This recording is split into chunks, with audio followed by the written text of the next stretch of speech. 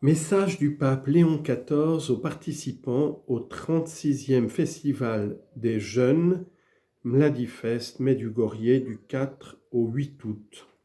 Chers jeunes, je suis très heureux de m'adresser à vous à l'occasion du 36e festival qui vous réunit, comme chaque année à Medjugorje. Vous venez de nombreux pays du monde.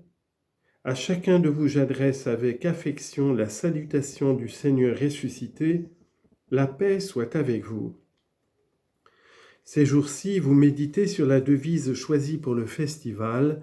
Nous irons à la maison du Seigneur. Psaume 122, verset 1. Cette phrase évoque un chemin, un désir qui nous pousse vers Dieu, vers le lieu de sa demeure, où nous pouvons être vraiment chez nous, car son amour nous y attend. Comment avancer vers la maison du Seigneur sans se tromper de route ? Jésus nous a dit « Je suis le chemin ». Jean chapitre 14, verset 6. C'est lui-même qui nous accompagne, nous guide, nous fortifie tout au long du chemin. Son esprit ouvre nos yeux et nous fait voir ce que seuls nous ne saurions comprendre. Sur le chemin de la vie, on ne marche jamais seul. Notre route est toujours liée à celle d'autrui. Nous sommes faits pour la rencontre, pour marcher ensemble et découvrir ensemble un but commun.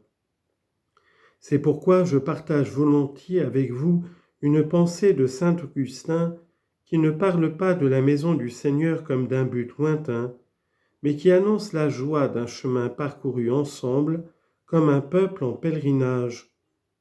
Allons, allons, se disent-ils les uns aux autres, et s'enflammant mutuellement, ils forment une seule flamme. Et cette flamme unique naît de celui qui, en parlant, communique à l'autre le feu dont il brûle.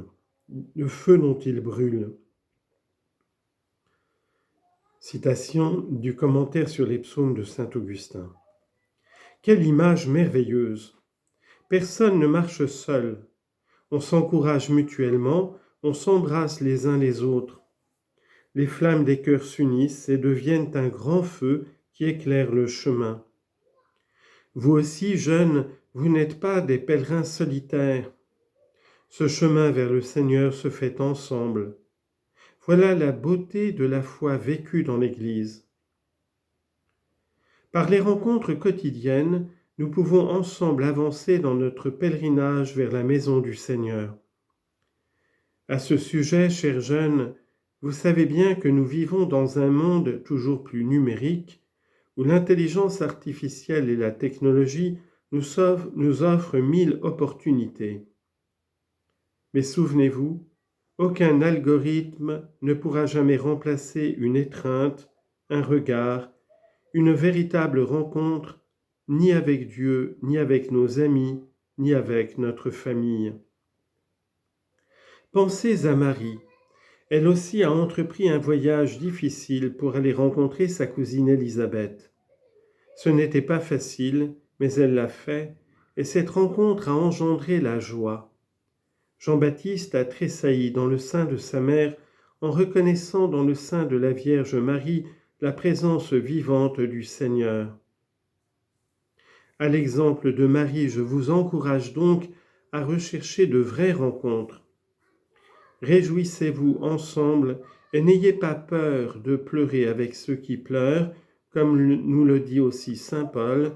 Réjouissez-vous avec ceux qui sont dans la joie, pleurez avec ceux qui pleurent. Romains chapitre 12, verset 15.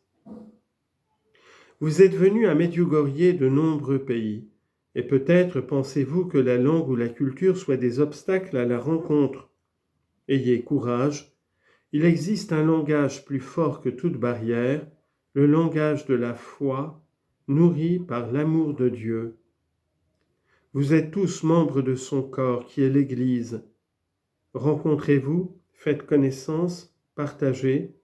Ce n'est qu'ainsi, en marchant ensemble, en nous soutenant mutuellement, en nous embrasant les uns les autres, que nous arriverons à la maison du Seigneur. Quelle joie de savoir que nous sommes attendus dans la maison du Père accueillis par son amour, et que nous n'avons pas à marcher seuls, mais ensemble. En chemin, si l'un de vous sent en lui l'appel à une vocation particulière, à la vie consacrée ou au sacerdoce, je vous encourage à ne pas avoir peur d'y répondre. Cet appel que vous sentez vibrer en vous vient de Dieu qui parle à votre cœur. Écoutez-le avec confiance. La parole du Seigneur ne nous rend pas seulement libres et heureux, mais elle nous réalise pleinement comme hommes et comme chrétiens. Chers jeunes, tout en confiant chacun de vous à Marie, Mère du Christ et notre Mère, je vous accompagne de ma prière. Que la Vierge Marie vous encourage et vous guide sur le chemin pour devenir des messagers de paix et d'espérance. De tout cœur, je vous donne ma bénédiction apostolique.